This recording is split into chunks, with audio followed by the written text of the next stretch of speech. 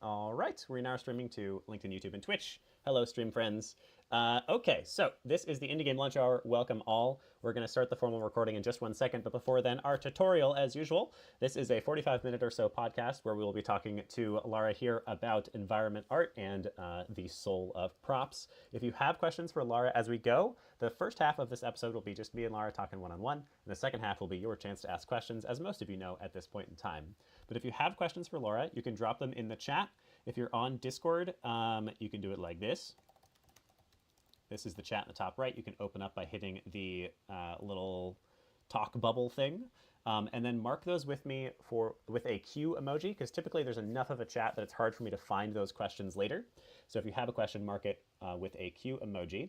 If you also want to see that question answered, you can hit that Q emoji again so that I can see that multiple people want that question answered. For the most part, I will get those questions in chronological order, so the earlier you ask your questions, the more likely you are to get them answered.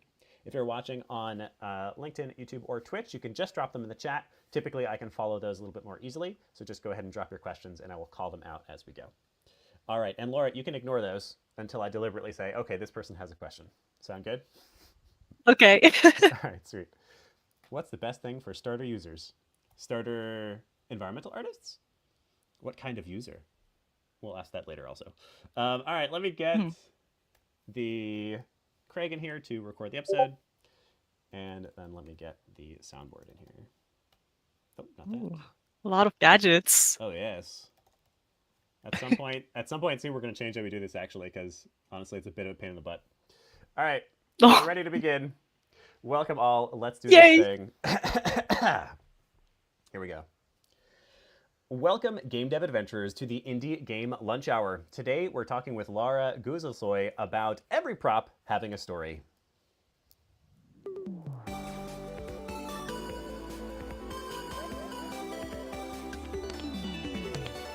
The Indie Game Lunch Hour. Come one, come all to our live magical podcast where we give game developers the chance to hear stories of breaking in from industry experts, as well as directly ask them questions about their areas of expertise in the second half of each episode. As always, I'm your host here, Willem Delventhal, the headmaster at the Indie Game Academy, and joining me today is Lara Guzelsoy. Lara is an environmental artist at Way Studios, and will be talking with us about every prop having a story. Welcome to the show, Lara. It was a pleasure meeting you at GDC this last year. What are you having for lunch today? Well, I'm sorry to break it to you. I already had my lunch. I had a really good soup. Nice. But now I have a water. So everyone stay hydrated, drink water. It's pretty hot in here, so keep being hydrated. What are you having for lunch? Currently just water. I'm actually on a intermittent fasting period because I've become too chubby, and so I'm not eating yet. Oh, well, I hope the fasting goes really well. If that's okay. I also used to fast too, so nice. Understandable. I'm actually a big fan of intermittent fasting. It seems like it doesn't work for everybody, but it really works for me because it like simplifies the act of dieting. I just don't eat until this time, and like that's pretty easy. There's not a whole I'm not tracking calories or anything. I just don't eat until 12. Yeah. Sometimes it's good for the mind. Yeah, for sure. I like it. All right. Well, welcome to the show, Lara. We got to meet at GDC this year, and in fact, at an after party where we met the voice of Asterion from Baldur's Gate 3 together. Pretty cool experience. Lovely. Got it was very fun. Yeah, he was such a sweetheart, everybody. So everyone knows. And now you're here to talk about your experience with environmental art. Before then, yeah, of course. Definitely. I'm excited to chat about that for a bit. Before that, as always, our first question on this show is for the origin story. So, Lara, can you tell us about where you are in games now and then how you got there? First of all, right now I am most of a freelance environment artist. I do have a contract with Y Studios. Not only that, but I'm also making solo game with a friend. So 2-people game. We just started. Hopefully that's going to go well. But yeah, overall, it's been going pretty well. Sorry, it's kind of... I can hear my own voice. I wonder how that's happening. Oh, that is interesting. Let me check this very quickly. I don't know. Do you hear me talk 2 times? Okay, now it's better. Yes, okay. Thank you so much. You also sound fine on this end, so I didn't do anything. You sound fine on this end, so as long as you can answer the questions without getting too distracted, you can just ignore it. Craig is not hearing that. Okay, perfect. Perfect. Well, yes. Before I got into environment arts, I was most drawing as a hobby, and I grew up in Istanbul, Turkey.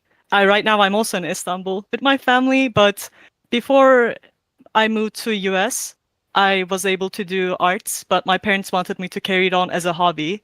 And you know, I wanted to be different. I was like, no, I want to pursue art, but not only art in a traditional form, but more in a digital form. So I get to look around and check which colleges are good for experimenting and learning more about digital art as well as 3D. So I came across Ringling College of Arts and Design. Yeah, I think it's still echoing. I'm not sure how that's possible because I'm definitely hearing only to my headphones. Give me 1 second. Let me try just... Yeah, I am Turkish. I am from Istanbul. Amazing place. Okay. Has this fixed the A lot double of talk at all? cats. Amazing food. Has this fixed the double talk at all? I think it's better now. Okay, weird. My external mic was somehow causing it. I don't get it, but it's fine. Let's keep going. Tell us more about It's your totally origin story. okay. So when I was in Istanbul, I studied hard. I got into a science high school, and at that time I learned how to code. And at that time I was mostly doing coding for Arduino and engines, but my teacher taught me 3D modeling with SketchUp. So I got morely interested in 3D modeling at that point. I was like, okay, coding is fun. You know, it's good that you can solve problems and think at the spot. So that was good for my mind. But I really liked the idea of 3D modeling. And after that high school, I applied to this program called United World Colleges. And I would recommend that program to everyone if you want to broaden your horizon and travel abroad as well as studying abroad. You get to meet a lot of people and you get to learn, study IB. So with United World College, I was lucky enough to go to Canada and study my last 2 years of high school there. And with United World College under my belt, I applied to one of my dream college, Ringling College of Art and Design. And I got accepted, and I remember the day I got accepted. I was so happy. I ran around. But most of the time, that's how I got into games, was I wanted to do arts, and I've been playing games. I do have an older brother that showed me Call of Duty, League of Legends, all those games. Then I got into Sims, just a lot of games that I was always wanting to make my own game. So, and here I am. So very happy to be here. Thank you for having me once again. Amazing. It's awesome to have you on. It does seem like somehow I am causing this echo, so I'm going to be muted. I am currently away from my regular setup. I'll be muted unless I am jumping into talk. It's fantastic Yeah, to go hear. for it. It's fantastic to hear that story. It definitely, we're in a time period, I think, where a lot of juniors have lost faith in breaking into the game industry. In many ways, justifiably so. We've had multiple years straight of it seemingly getting harder and harder to break in. So I wonder if we could start there for just a second. How did this process feel for you? You do have one of these earlier professional contracts at Way Studios, and you're working on your own game right now with a friend. What is your general perception of breaking into games right now? How do you feel about that process? And is it something that you still recommend to people? I think I definitely agree. It has definitely gotten harder to break into the industry. I feel like it has always been hard, but now after COVID, there has been a lot of layoffs because during COVID times, there was overhiring. And I applied to Ringling during the COVID times. So at that time, the games industry was rising. And I feel like I kind of fell for the trap because it was like top 10, jobs that you can work in remote. And then it was like games. And I was like, I do like games and I would love to be an environment artist. So I joined the ride, and while I was in Ringling, the ride started to, the roller coaster started to pause for a second, and now there's drops of high layoffs. I've seen students that graduated after getting a job, then getting laid off a month later or a few months later. It's definitely saddening to see, but I also see a lot of indie companies publishing games that have become successful. So there's a difference between trying to pursue AAA and try to pursue indie or your own games. And I feel like checking indie games like Deltarune, Hades, like really good, like Celeste, those are always making me feel hopeful. And recently I played this game called Poco, and I also reposted it on my LinkedIn because it's a student-made game and it's for free. I would recommend everyone to play it. This isn't an advertisement. It's just after playing that game, I felt way more hopeful than I felt after graduating, because that game just felt like this was the reason why I wanted to do game art in the first place. It just felt really artistic. Everything had a story about how you should pursue your dreams. So it's definitely a hard path. It has been harder, and I feel like you also know, but it's also making me feel hopeful for future, if you want to pursue your own games, that is. But what do you think? Yeah, I mean, it's a great question. I think a stat that I found just the other night when I was looking up a couple of things, the number of indie studios founded in 2024 was 600%, 6 times greater than in 2019. About 2,000 indie studios were founded in 2019, and 1,200 or 12,000 were founded in 2024 on its own. And I bet any money, there's no stats live yet, but I bet any money that 2025 is going to be even greater than that. The indie revolution really does feel like it's here, partly out of requirement, partly because there's just not as much work as there are people making games. And I agree, all of those tiny success stories, all those indie success stories, I should say, are incredibly exciting and just like almost fulfilling, because to me the wonder of games is the art. And I think at some point in the last decade we realized that games are a massive moneymaker. It is a huge area that makes so much money. We're half the age of the film industry, and we make twice as much money as they do, even after all of this insanity in the past couple of years. And so the capitalists have moved in. But I think it's worth remembering that we're here because we're artists. 95%. I talk to so many people on this show and in life at events, etc. And 95% of the people who are in games because they're artists and because they love games. So don't forget, why you're here, and absolutely strive and seek for whatever you can in making games. I think more recently, my advice has been to work on games however you can, which largely means launching your own games. There's a chart that I love sharing, which maybe I'll go try to find as a resource, that shows that the first game made by a brand new indie studio typically only makes about $300 US, which is in some ways a little depressing when you consider that the average length of time it takes to release an indie game is 2.5 years. So that is $125 a year. But by the 5th game made by that same studio, you're making around $3 million. So that is not going to guarantee that you make any kind of real money from your games. Definitely not. We're a boom and bust industry. But I do think that having a sense of optimism and trying for it anyway, and trying for it in any way that you are capable of controlling yourself, is terribly important. Don't give up. I definitely agree. Like, literally do it for the love of the game. Mm-hmm. Like, I definitely agree with that. 100% agree with that one. I think so. Let's get into, now that we've pep talked everybody through the existential crisis that is the current game industry. Let's jump into. Keep staying determined. You got it. Let's jump into props for a second and environment art. That's an area that a lot of people love to work. I love my environmental artists. As a game designer myself, my work is typically mechanical. My work is typically, let's figure out how you play this game, what the features of the game are.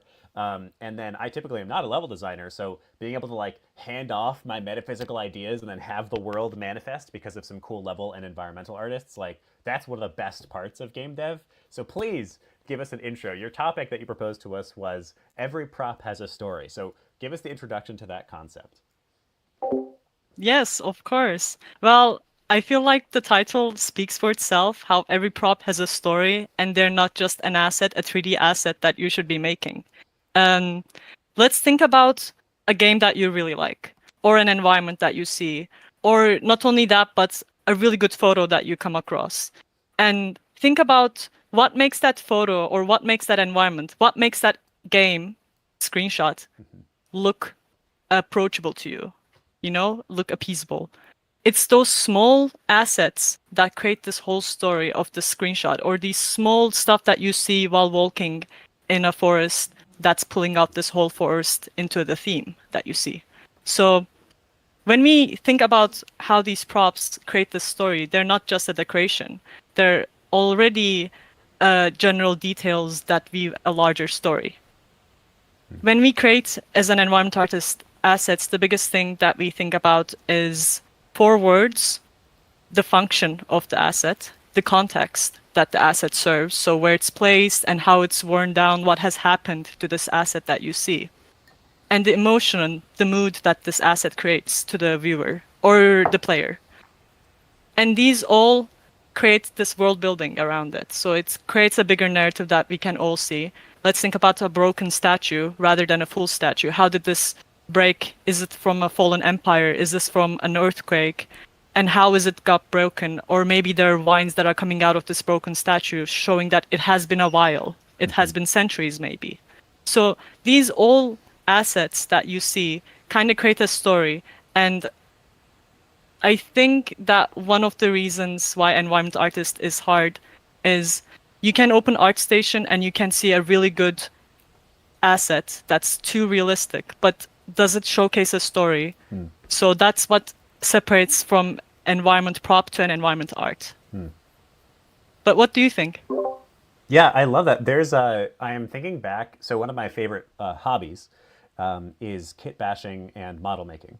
I love Warhammer 40K. This is something I talk about on this show, I'm sure, far too often. I love Warhammer 40K. I love models in general. I love D&D and tabletop.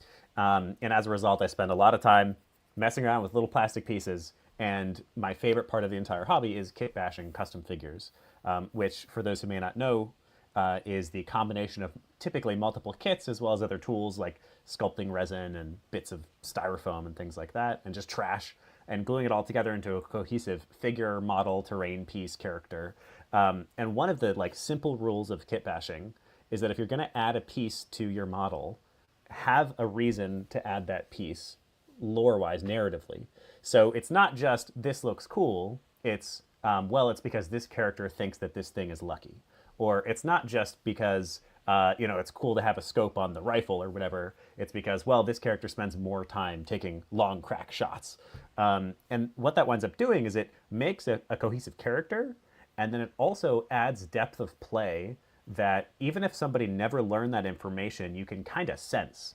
And then when your player, in this case, we're talking about games, when your player discovers those things, when they do find out that information, when they go, oh, that's why this exists, because of this reason, that adds so much depth to the world that almost instantly attracts you to that game even harder. So that's my version of what you're talking about, I think. The magic of putting a little plastic piece on a figure and going, yeah, that has a purpose. That's basically it. That's the whole purpose of environment art and making assets, is to think wisely on why do you add those scratches and why do you add these little details. Like, not only they look cute, or they look scary, but it's there for a reason. So definitely being mindful as you create these props of the world that you're trying to build is enhance the world and the story that you already have. So with one screenshot, how much of a story can you tell to the audience? Yeah, that attention to detail is hugely important. My brothers and I love playing games together. That's how we stay connected. And one of the games we're playing right now is Peak, which is the climbing game that you've seen all over the internet, everybody. And you should play it. It's a fantastic indie success story. Love Peak. It's great. It's made in a month. Which is wild. And also, hey, I see at least Christian here from Foundry. That's the kind of game we're looking for in the future. Fantastic example of a game. But I have a critique, which is that the levels are procedurally generated, which on one hand is really smart. If you don't know what procedural generation means, that means you're creating some kind of algorithm or a set of building blocks that code then puts together. You aren't designing the level. The world is being generated by code. The problem with procedural generation is and always has been that it winds up feeling very samey.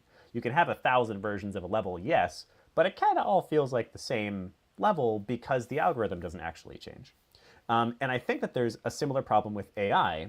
AI is an amalgamation, a sort of summary of other people's assets. And as a result, the AI didn't go, yes, those scratches are there because at one point this player had a dog and that dog escaped, And those tiny little moments are what endears us to a world.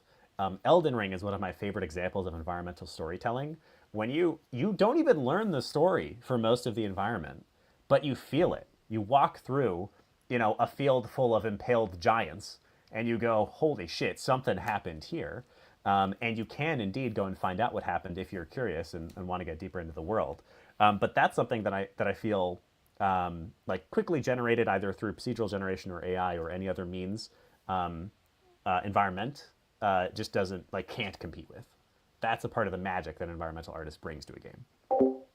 Has to have the human touch, for sure.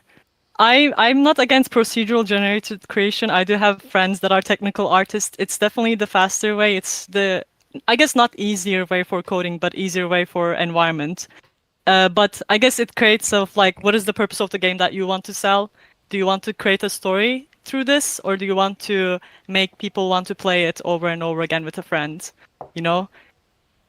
But I guess repo, I guess you can find some stories with the assets in there. It's the mansion, and you can still play with friends. And it is kind of procedural generated, yet it still has some stories of the assets that you carry. Yeah. But what do you think? Yeah, no, totally. Thank you for always giving me the invite to come and talk. That's great. Yeah, I think to be clear, I agree. Procedural generation has a place. I think Peak was very smart to make it procedurally generated. But I'm talking a bit about of the niche that an environmental artist fits. And environmental artists can absolutely do procedural generation too, by the way.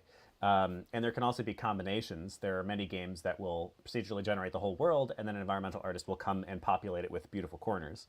But I do think that my favorite games anyway have that narrative world influence. These little moments where you go, holy shit, that's the grave of, somebody who died that I found their wife's body 2 acts ago. Those moments really leave a lasting impression on you.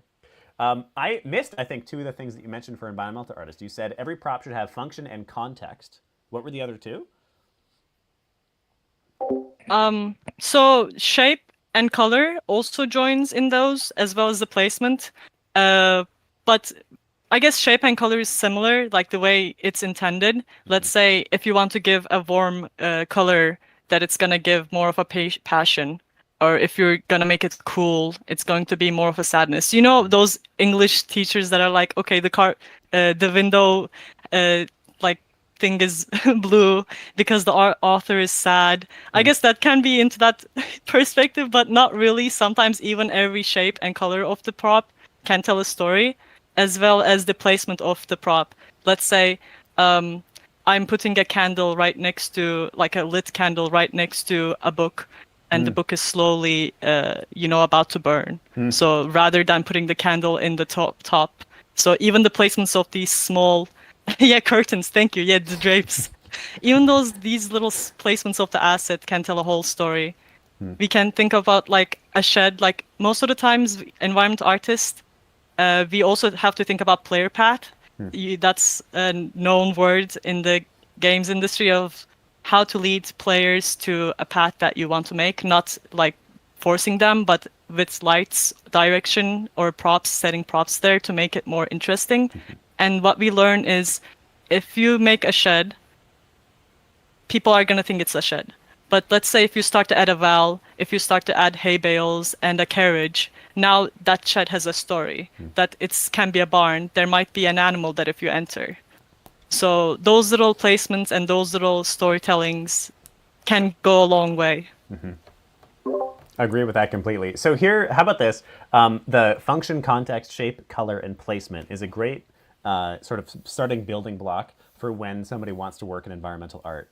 But this show, I think in particular, is for those who are just getting started and are trying to learn and decide their own paths. What are some of the activities, practices, exercises that you might recommend somebody who wants to work in environmental art do?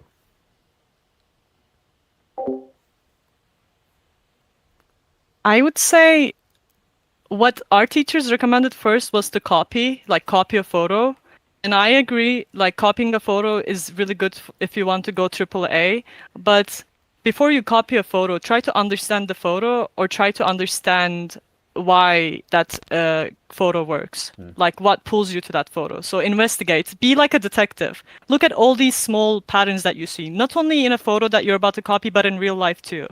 So try to notice every small details that you can notice in a post office or in a bin, a trash bin. See why it's very moldy or why there's a lot of, graffiti around it, showcasing that it's a hotspot for, vandalizers or cool artists.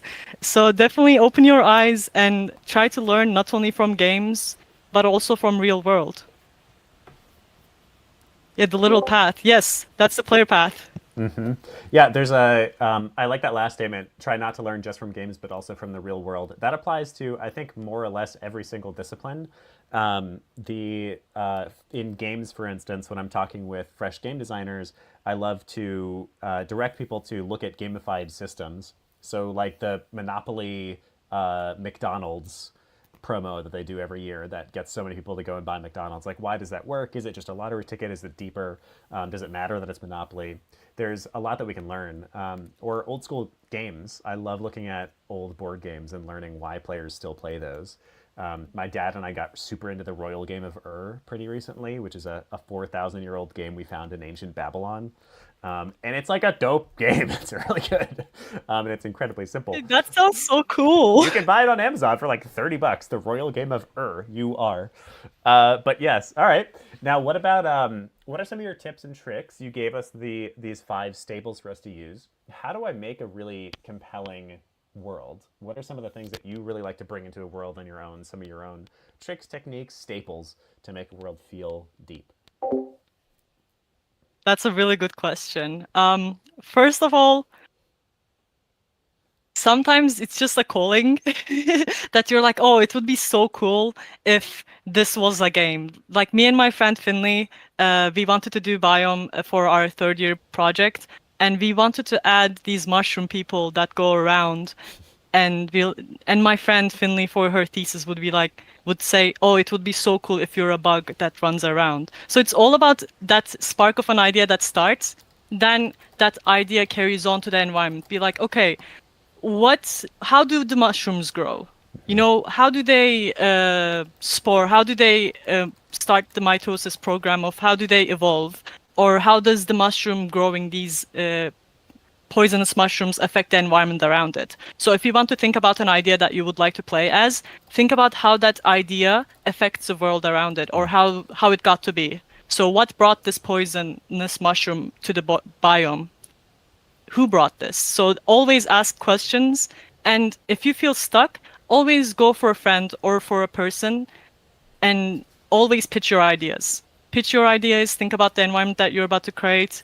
A lot of Pinterest searching, but also don't dwell on it too much. Like keep studying and keep learning, but don't go into the loop of learning, then you get burnt out. Always keep working while you search. Mm-hmm. I think that's also what I learned. But what do you think? How does it go for you? Yeah, well, I was curious. I think one of the things that's interesting about what you're suggesting here is a heavy crossover, a heavy collaboration with narrative. I'm going to ask a follow-up question instead of talking more. Do you tend to work heavily with narrative and writing? Do they tend to give you work? They're like, I really want to suggest this in the environment. Is it a bit more where you just come to them and you're like, oh, I had this cool idea. What do you think? Does this fit? Is it a little bit more disparate, disconnected? How do you actually collaborate with narrative, and how do you make your own narrative decisions on a team that might have a narrative designer? That's a good question. I think environments can either go hand in hand with a narration, or if you want to look at it more architecturally, you can, I guess, dump the narrative idea and be like, okay, I'm going to add these small props in later. Just thinking about a cohesive idea of what you want the environment to look like, then slowly changing, or not changing, but think about a big picture, then slowly make the picture smaller of okay, I want this really regal, like my thesis, really like sci-fi Islamic courtyard. And then you think about, okay, how can I make this sci-fi? And how can I make this prop sci-fi that will fit? And let's say that's less of a narrative, but more of a world telling that you want to create. And then if you want to think about a person that's about to enter, okay, you can be like, maybe I want a thief to enter this place. And you start to break down the palace. Let's say there's a breaking down. So then you can change the environment based on the narrative if your narrative isn't fully fleshed out. Or you can think about a fleshed out narrative and try to build the environment around the narrative. So I think it can go either way. I think one of the, I'm actually going to get us to community questions here in a second, and Rick is going to ask a follow-up question. I think one of the magic aspects of game development is collaboration. Almost inevitably, your game becomes better with more minds involved in building it. And that's not always true. There's definitely some too many cooks that can happen. But a lot of the time, when you're in a room with especially somebody that you enjoy and can hang out with, and you're just shooting ideas back and forth, and you're just excited by those ideas, and you're like having a good time together, I think that almost always leads to a better game. So if you, the environmental artist, are sitting down with a narrative person and you're like, oh man, what if like we told the story of an ancient dead king over here in the corner, and it doesn't really matter, it's just cool. And if the narrative designer gets excited about that, and the two of you throw those ideas back and forth, that's sometimes the best stuff. Yeah, it can go both ways. I think we forget to include that it's a two-way street. Like, you don't have to have a fleshed out narrative then an environment. The environment artist can be like, oh, it would be cool to add this. Then the narration gets added because of the environment. Yes. Hello, Rick. Yes, awesome. All right, so we're going to jump into community questions now. Rick has our first one on deck. You want to jump in, Rick? Yeah, so Will already started leading into this with but my question is about the creative process of collaborating with your other team members. Can you talk about some of your favorite memories of creative collaboration and like specifically with the narrative people, but also if you've done in collaboration with the people who are doing level design or the engineers, like what kinds of collaborations have you had to improve the storytelling? That's a really good question.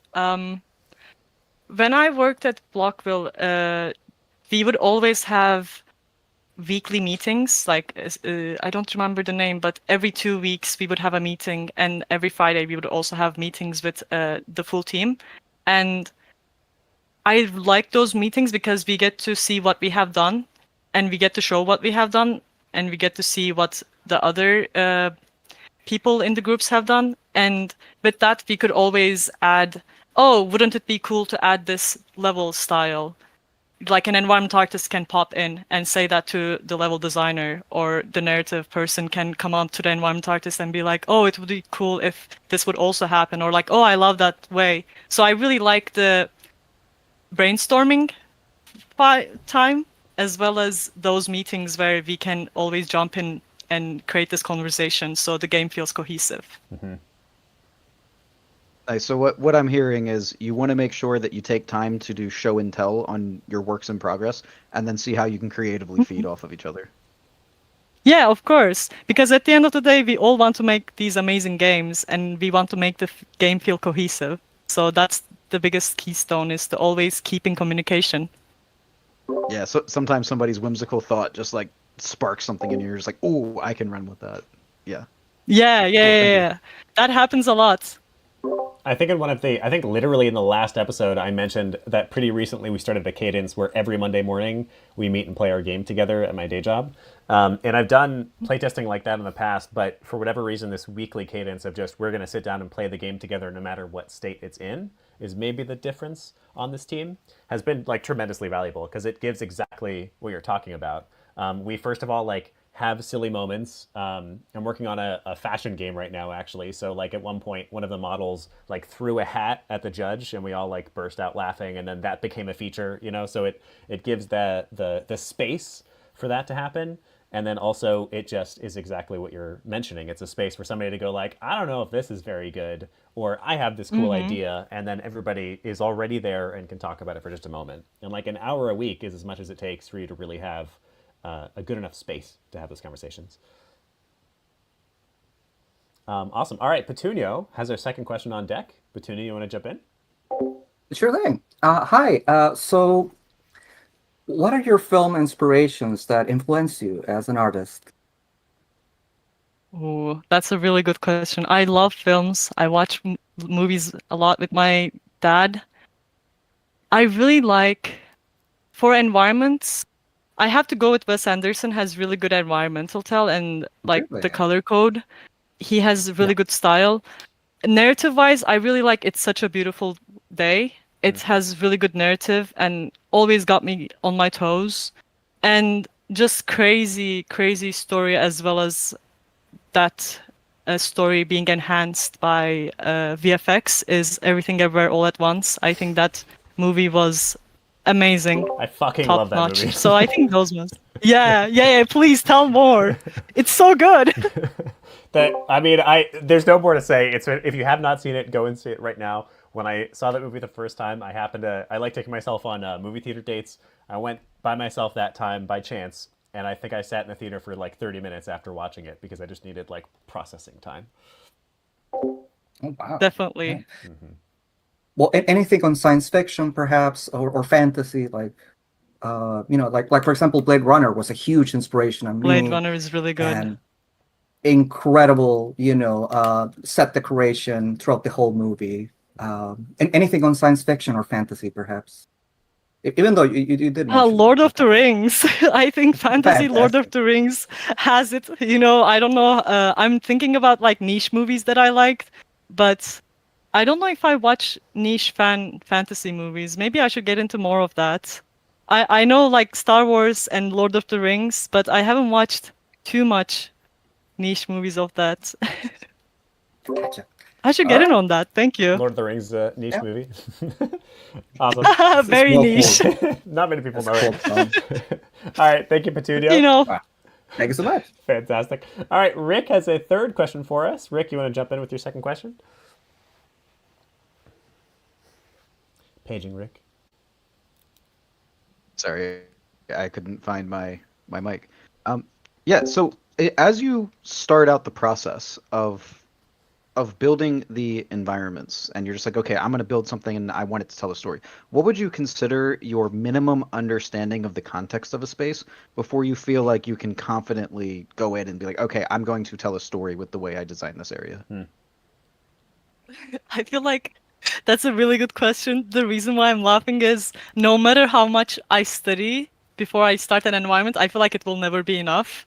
I feel like in order to create a good environment or in order to make it believable, you have to know, like, go into Wikipedia, read the history of the reason why these honeypots are created. Like, there was an asset that I made is, if you open my ArtStation, you can see like my first prop, like a satchel that I made for our biome character to carry. And I had to learn weaving. Like, I had to watch a lot of YouTube videos about how they weaved just to understand the material and how that like weaving is made. And for my thesis, I had to understand the architecture of Islam, like Islamic architecture, and definitely a lot of studying had to be done. There was a 2 week where I just studied how muqarnas are made and how the domes have to be architecturally plausible for me to create it. And it was hard, but I feel like you pull through it. Like, you just keep creating and keep studying, keep creating and keep studying the material. And I like that part the most, that I get to learn these small niche things just because I'm trying to create an environment about it. Nice. So you've got these environments, and you want to build architecture that's inspired, but you have to learn like what are the architectural requirements, like what would be a shape that is not feasible based on their building patterns and strategies. Exactly. Yes. Cool. Amazing. Nice. Thank you, Rick. Thank you. Absolutely. There's next we have Nikim. Nikim has asked, how can I polish and enhance my project for sound and technical stuff? Ooh. Well, I do have few friends of mine that are more into tech art, so I don't know if that's the best question to ask for me. I'm sorry. I try to want to get into sound and tech art. Right now, I just know a lot of 3D, but I think most of the time my tech artist friends have GitHubs or itch.ios that they put their projects there, as well as sometimes, because we were in college together, we made game jams. So game jams are also a really good way to get in and show your work. I would definitely recommend going to game jams if you want to showcase your technical design skills as well as making a game together with someone. I think game jams were a lot of like a keystone of me learning how to get along with people, communicate what I want, as well as create a good portfolio piece. I think, why don't we generalize it a little bit? So let's say somebody is working in environmental art. What are some of the ways that they can improve their world? How do you go about iteration and polish? Yeah. I'm sorry. Did I misunderstand? No, I don't think so. We're extending the question. Okay, for environment art, it's always good to start small, starting to make an asset, not an environment, but an asset that you can tell a story with. We go back to the every prop has a story. So let's say get a teacup and try to understand who's drinking this teacup. Let's say it's this vintage teacup that you want to make, but recently the person that drank it had an affair with someone, so the teacup is broken because they heard the sad news. So like try to create a scenery with that prop. Doesn't have to be a teacup, any prop. And then from a prop, we can get into starting to create a vignette of props. So multiple props, a table that has been scratched by a cat. And then the cat is sitting right next to there, looking very proud of its work. And then from that vignette, you can get into more, let's say, an environment, but just a smaller, like one screenshot environment of a bar. So yeah, starting small, then learning more, and then just keep upgrading slowly. Don't try to take a big bite. I think that's most of the time how we get ourselves burnt out, how we burn out. So starting small is always good. Just small bites a day. Awesome. I love it. All right. This is an interesting one from Isaac. Isaac asks, have you ever had to create environment art based on promotional or advertising material, like the Pizza Hut advertising in Crazy Taxi? Oh. No, I haven't, but that would be lovely, actually. I think definitely creating an environment based around an advertisement. Recently, we went to Substance Days in New York, and I got to meet people that worked in Coach, and they get to build this whole 3D environment where the Coach bag was the balloon. And I was like, that's such a good idea. It was like an outside area, and the Coach bag was a hot air balloon. And I think that's really like, there's also narrative in that. So even if it's an advertisement or not, any type of thing that you see around is always has a chance to be an art piece. So it's pretty cool. I would love to get into that. Yeah, I was going to say, I think this is one. So I'm the project that I'm working on now has a little bit of this. And I think for a long time when I was first getting started, I was very insistent on things being mine and things being unique to this world. And I don't think that's as necessary anymore. Or just like, I don't think that was ever quite right. I think it's still interesting to make a promotion or a piece of your world that's dedicated to Coach bags or whatever. And in fact, that's kind of fun because you're playing with this existing IP and this existing pool of knowledge. Humanity and your players will already have perceptions about this thing. And being able to play with that is a lot of fun and is not something that you can do if you're making something truly unique or bespoke.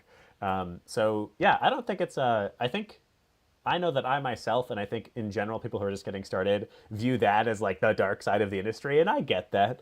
But I think it's just a fun, it's just a creative box to be inside of, and it's a way to be like, all right, how can I make Pizza Hut interesting? Definitely, I agree. Every piece that you make you should be proud of every piece that you make, whether it be for production purposes, for advertisement purposes, be proud. At the end of the day, it's the work that you have done. And as long as you're not like advertising something actually heinous, I mean, whoever's got the money, get your job in games however you can. I agree. No, I agree. Amazing. All right, I think we're about at time. Why don't we do a quick question for Misha? Misha asks, when you have a large environment and collaborate with others, how do you balance contribution between yourself and other artists versus creating a solo piece? That's a really good question. I had an experience doing that during my third year at Ringling. Again, I did Biome with my friend Finley. You guys should also check out her game on Steam called Mold. It's really fun. You get to play as a bug. But during that time, what was recommended for us to have was our own scene and each other's scene, but we can use each other's assets. But what we tried to do was to keep our scene, my own scene. I tried to keep it like 70% of it was my own asset and 30% of it was Finley's assets. whereas Finley's part was, oh, there it is, that's mold. It's a really fun game. It's very, you can smell it. But anyways, it's very cool. But whereas in Finley's part was 70% of her assets and 30% the flowers were my assets. And at the end of the post that you want to put in your art station or any portfolio sites like Rookies, Level 80, you should let them know that, oh, this is a multiple asset, like I have done this with a friend. And then at the end, you can make one vignette area where you can showcase the assets that you have made and be like, these are the assets that I have made in this project. And definitely showcase roughness, base color materials, and occlusion roughness metallic. Those ones would be really good for recruiters to showcase, for recruiters to see your showcases, basically. Yeah, I think that the question is also kind of larger because it's about collaboration in general. How do you balance input from multiple creative personas, and they may not be just environmental artists? And I think for that one, that really just does come down to like experience, and then hopefully having some kind of management that has a cohesive creative throughput. I think my biggest piece of advice to you, Misha, and to everybody listening is to try to let go of the ego as much as possible. I think especially in your early career, you'll find that a lot of your work just disappears, which is sort of depressing. You'll work on something for 3 months and then it just won't get into the game, or it'll get cut, or the studio will go out of business, or whatever. And unfortunately, that's just a part of the process of being a digital artist, I think. And the better you can enjoy your process and let go of the ego about having to have my work in the game, I think the better you can collaborate with people and make something that's wonderful. It's not important whose work it is, it's important that the game is wonderful.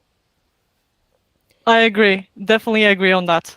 At the end of the day, we all want to make a good game, and cohesion goes a long way rather than your own ideas. There has times where I dropped my own thoughts because I liked the other person's thoughts, or I thought that thought or that environment would go a longer way than what I had in mind. So definitely being humble is going to take you to longer places, or not only being humble, but being open to change your ideas and being open to communicate. I love yes, that. iteration is key. Iteration is absolutely key. All right, we have a question from LinkedIn. I'm going to do this as the last question. LinkedIn user says, I work with recent graduate students from game development, 3D modeling, animation, and VFX. What would be the best advice, resources, tools, and tips that you could share to support new grads that want to start their own indie studio? Oh, that's a good question. I would recommend YouTube is always going to be the best source of tool, and understanding, first of all, what game that you would want to make, because right now I'm in that the same boat that we want to make our own indie studio, as well as me being in various studios. But definitely watch a lot of YouTube videos about how indie games got to be made, as well as joining Discord for support. And like Indie Game Academy is one of the best for supporting indie games, like by the name, as well as some other Discords that are pretty good, if I remember. But most of the times, definitely joining 80 level is good, Sierra Division, and just a lot of community. Finding community is going to get you a long way. And definitely asking for, how do I say, like playing a lot, playtesting your own games. I think that would help. But what do you think? I think that's about right. Founding a studio is definitely hard, and it's not for the faint of heart. It's a bit, a big part of the question is like, what is your intention behind founding a studio? I think for anybody who is just getting started and doesn't yet have professional experience, it's frankly very unlikely for you to have any kind of appreciable income within years. It'll take years to make, even if you're making very quick games like a Peak or something like that, it'll still wind up taking years for you to really get into the flow and to make professional quality games. The main thing that we recommend is just to launch as many games as you can. We believe in learning by launching. And that, I think, is one of the biggest things. So find those communities like you're talking about, find mentors and collaborators as much as you can, and just every single game you release, push the quality, set a release date, stick to that release date, but in that window, push the quality as hard as you can every time, and always be aiming for whatever the objective is. The objective does not have to be money. That is okay. That is something that we're really trying to internalize here. If you're just making games because you love it, that's fine. But whatever the objective is, push towards that objective as hard as you can with every game you launch, and just never stop launching those games. Always push your boundaries. All right, we are at the end of our time. Before we say goodbye, Lara, would you like to give us some homework? So is there something we can do in the next week that'll take about an hour to practice what we talked about here today? Yes. Well, I was thinking, I would want you guys to think about an ordinary object, or take an ordinary object and describe it in one sentence. Who owned it? What is the story of that object? What are the small details that you wouldn't see in the first glance but later see it? So try to write about that ordinary object that you can find around it, and try to create a story with just one object. That's awesome. I love that. All right, so your homework is to pick an ordinary object somewhere in your space and write just a sentence or two, its story. And then we love to see your homework, so post that on LinkedIn for us. You can tag the Indie Game Academy, you can tag Lara Guzelsoy, and you can tag me, Willem Delventhal, and we will be excited about it. If you're uncomfortable posting to LinkedIn, you can also just drop it in our Discord. There's links to join us down below. Awesome. Any last words of wisdom or anything you'd like to plug, Lara? I'd love to say that keep going no matter what happens. And I know that right now the games industry is not looking too bright, but remember that why the reason that you started this journey for, and keep going. You know, that determination will go a long way. So I believe in yourself, because I believe in you. I love it. The positivity is welcome. Absolutely. Don't stop believing in yourself. It is a journey, but remember that the journey is the part that's important anyway. I can tell you, once you get to the destination, you'll just be like, you won't even sort of realize you're there. You'll just start looking at the next journey. So enjoy the journey, figure out how to enjoy it, and figure out how to be resilient and happy and joyful as much as possible anyway. We will leave links to Lara. Thank you so much for having me. Absolutely. We'll leave links to Lara down below, so check her out. Check out her art station. Perhaps hire her, ? And otherwise, thank you for being here, Lara. It's been a great episode. This has been a lovely time. I did not realize the time passed so fast. We're already at the hour mark. All right. You can join us again. We are here every single week, Wednesday at 12 p.m. Eastern Standard Time. So you can come by and join us next time. There's links to join the Discord down below. Ask your own questions live. All right. We'll see everybody again soon. Lara, thank you for being here. Those who asked questions, thank you for asking questions. And those who are just listening, as always, we ask that you think of just one other person who may enjoy this episode and send this episode along to them for us. All right. I think that's it. We'll see you again next week, everybody. See you guys. Game over. Bye. And to those who are watching the stream, we love you. Goodbye.